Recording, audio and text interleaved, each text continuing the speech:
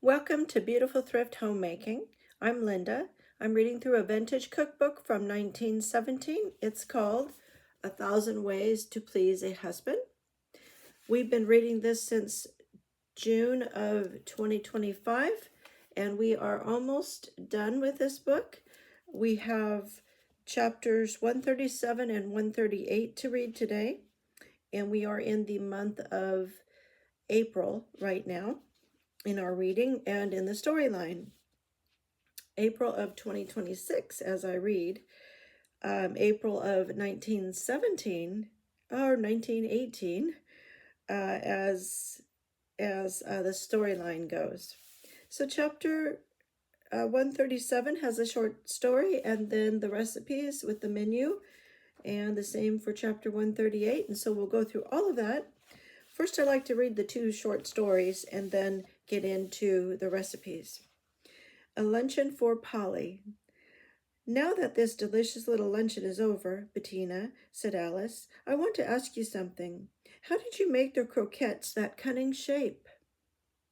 With a conical ice cream mold, Alice, Bettina answered. It is very simple, and I'll tell you another thing. I made those croquettes yesterday, not today. You don't mean that you fried them yesterday? Yes, I did, Alice, in deep fat. But they were warm, not cold. Yes, for I reheated them in the oven a few minutes before I served them.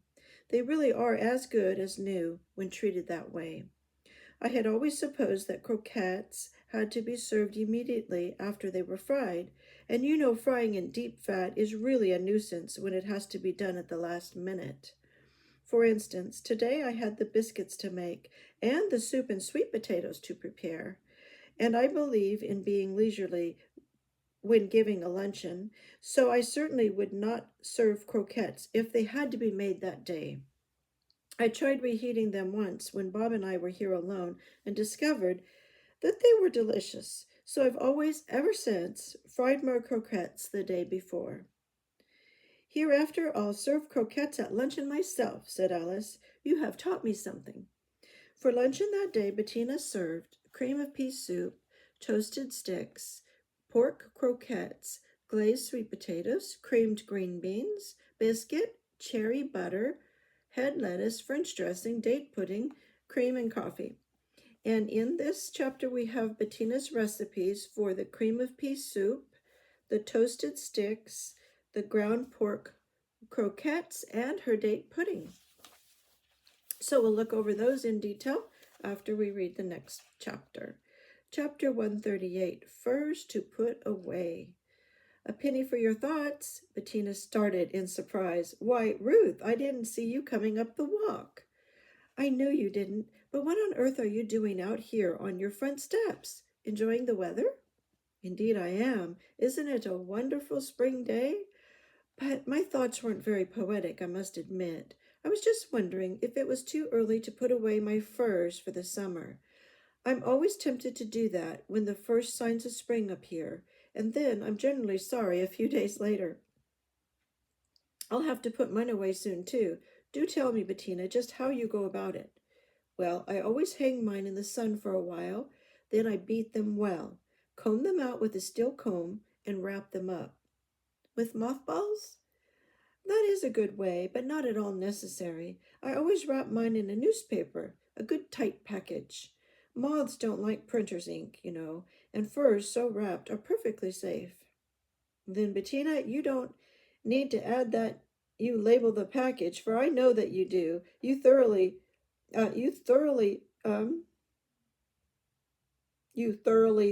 through that is, I am so sorry. She's calling Bettina a thoroughly through housekeeper. Okay. Bettina laughed. Well, Ruth, I do label it. Labeled packages are so much better to have, for very often you need to get something out in a hurry. For dinner that night, Bettina served broiled steak, lyonnaise potatoes, bean salad, bread, butter, date rocks, and coffee. For the recipes, we have the lyonnaise potatoes, and that's new to me, bean salad, and date rocks. So let's find out what date rocks are here in a second after we look at the date pudding too. All right, so the cream of pea soup is for 4 portions and 1 cup of peas, 1 cup of water, 1/4 teaspoon sugar, 2 tablespoons flour, 2 tablespoons butter, 2 cups milk, 1 teaspoon salt, and 1/4 teaspoon of paprika. You're going to cook the peas, water, and sugar slowly for 15 minutes. So that lets us know that these are dried peas. Strain and rub all the pulp through the strainer. Melt the butter, add the flour, salt, and paprika. Mix thoroughly and gradually add the milk. So you're making like a white sauce there. Boil 1 minute and add the pulp and liquid from the peas. Cook 1 minute. So now you've added that white sauce as a thickener and kind of made a pea gravy, really. You're going to serve it in hot soup plates or bouillon cups. All right, now you have your toasted sticks. For 4 portions, you need 3 slices of bread, 1 tablespoon butter, and 1/2 teaspoon of salt. Cut the slices of bread 1/2 inch thick. So here we're in 1917 before pre-sliced bread. And so we have a loaf of bread that we're approaching, and we're going to cut the slices of bread 1/2 inch thick. Butter and sprinkle with salt. Cut into strips the length of the slice and 1/2 inch wide. Place on a tin pan and cook directly under a fire or in an oven until a delicate brown. Serve warm. Okay, so those are little toasted, buttered pieces of bread. Nice to have with the soup, I would think. All right, now we have the ground pork croquettes for 4 of them. It takes 1 cup of chopped cooked pork, 1/8 teaspoon paprika, 1/4 teaspoon celery salt, 1/8 teaspoon onion salt, 1/4 teaspoon salt, 1 tablespoon pimento cut fine, 1/2 tablespoon butter, 1 tablespoon flour, 1/3 cup milk, 1/3 cup crumbs, 2 tablespoons of egg, and 1 tablespoon of water.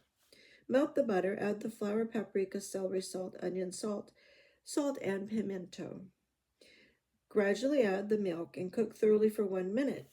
Add the meat and allow the mixture to cool. When cooled, shape into the desired shape, preferably conical. Roll in the crumbs, dip in the egg and water mixed, then dip in the crumbs and allow to stand, so 2 times in the crumbs, before and after the egg.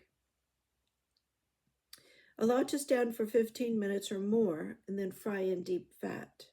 And I have to say, this might be one of the very first recipes that she's had deep frying for. So it's good that we didn't do a lot of deep frying. Now, date pudding for 4 portions. You have 2 egg whites, 1/2 cup of sugar, 4 tablespoons flour, 1/8 teaspoon of salt, 1 teaspoon baking powder, 1/2 cup of dates cut fine, 1/2 cup of nut meats cut fine, and 1/4 teaspoon of vanilla. So first you're going to beat your egg whites thoroughly. Then you're going to add in the sugar, the flour, the salt, and the baking powder, what we call the dry ingredients. Then you're going to mix well and add the dates, nuts, and vanilla. Pile lightly in a well-buttered baking dish. Place the dish in a pan of hot water and bake 30 minutes in a moderate oven, which is 325 to 350 degrees Fahrenheit. Allow the pudding to remain in the oven a little while after the heat is turned off. If cooled slowly, it will not fall. The pudding may be baked in individual molds if preferred, and may be served with whipped cream. Okay, so once again, another date recipe. We've had several date recipes, which, as I said before, really always surprises me, because I believe this book is kind of centered in the East Coast somewhere, and dates, of course, would have had to have traveled a long way to get to the East Coast in 1917, but they must have been readily available.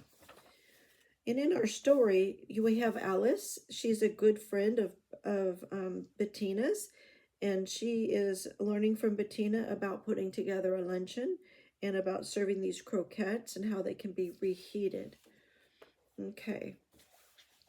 And then about the furs. So they were probably real furs back then, and therefore they needed this special care. they were stored away for the late spring and summer and early fall, till they were needed again when the weather turned cold. And so she's going to wrap them in newspaper and label them so she knows what's in the newspaper bundles. And you notice she's using the sun to sanitize them, which the sun is still a good sanitizer today in 2026, as it was in 1917. And so that is something available for us still. All right. Now we have her lyonnaise potatoes. I'm interested in knowing what that is. So you take, for 2 portions, so it's just Bob and Bettina this time eating this, you're going to have 2 tablespoons of onion and 2 tablespoons of butter, 1/4 a teaspoon paprika, and 1/2 a teaspoon of salt. 1 cup of cold boiled potatoes cut into 1/2 inch cubes, and 1 teaspoon of chopped parsley. Place 1 tablespoon of butter in a frying pan, and when hot, add the onion. Wow, so you have 1 teaspoon of butter and 2 tablespoons of onion. All right, very small amounts go into this, and yet it's for 2 portions. You're going to cook the onion until it's brown, and then add the salt and the parsley. Again, just a teaspoon of chopped parsley. And then you're going to add in the rest of the butter, the 2 tablespoons altogether. So 1 more tablespoon. And then you're going to put in the potatoes, those cold diced potatoes, and a little paprika, and stir well. Then you're going to cook until the potatoes are well browned. And that is called lyonnaise potatoes. All right. So I'm thinking about how that would taste. I think that would be just fine. Just a little bit different. Bean salad, 2 portions. 1 cup of kidney beans, 1/2 a cup of celery cut fine, 1 cup of nut meats, 1 teaspoon of salt, 3 tablespoons of chopped pickle, 1/3 a cup of salad dressing, and 2 pieces of lettuce. Mix the beans, celery, nut meats, green pepper, pickles, and salt. Add the salad dressing. Serve very cold on lettuce leaves. Lettuce leaves. Oh, wow. So that's kind of a different combination of things, isn't it? Got your cold kidney beans and your celery and your nuts and your pickle. All right, date rocks. Date rocks are made with 1 cup sugar, 1/2 a cup of lard or butter mixed, 1 1/2 cups flour, 1/2 teaspoon of baking powder, 2 eggs, 1 teaspoon cinnamon, 1/2 teaspoon of powdered cloves, 1/2 teaspoon vanilla, 1/2 cup dates cut fine, 1/2 cup nut meats cut fine, and 1/8 a teaspoon of salt. Cream the butter and lard, add the sugar, and mix well. Add the 2 eggs well beaten. Mix and sift thoroughly the flour, baking powder, salt, cloves, and cinnamon. Add the dates and nuts. Stir these dry ingredients into the first mixture. Add the vanilla. Mix thoroughly and drop from the end of a spoon upon a well-larded and floured baking pan. Bake 15 minutes in a moderate oven. All right, this is this method is as opposed to her biscuits, in which she said do not grease or flour your pan that you're going to cook your drop biscuits on, or your cut biscuits. But in this case, she is dropping these date rocks onto a pan that has been greased and floured, so that they won't stick. All right, nice. Okay, so those are our 2 chapters for this episode, and we'll do chapters 139 and 40, I think, next time, and then we'll have 2 more to end up the month of April. So I'll see you next time. Thank you, and happy homemaking.